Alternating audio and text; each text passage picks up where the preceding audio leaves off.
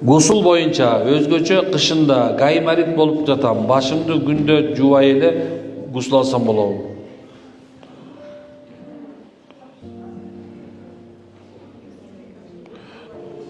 Болбойт да. Мындай бир ийненин учундай да жер калбаш керек да гусул болбош үчүн, гусул кетиш үчүн, мындай жунабаттан, нажастан тазалануу үчүн. Анан өзү күнүгө да гусул алыш баары деле мүмкүн эмес. Эми субханалла, ошо сен башкача экен. Анан мындай кылсаңыз болот. Кышында азыркы заманда баардын үйүнө эме бар да, душ бар да, туурабы? Анан мындай кылыңыз, кичине мындай сууну ыкчамыраак кылып алып деп тартып коюңуз, Анан кийин сразу кургактап, машалла, печкага такай коюңуз мындай. Болбойт, өзү гусул субханалла бир да тамчы.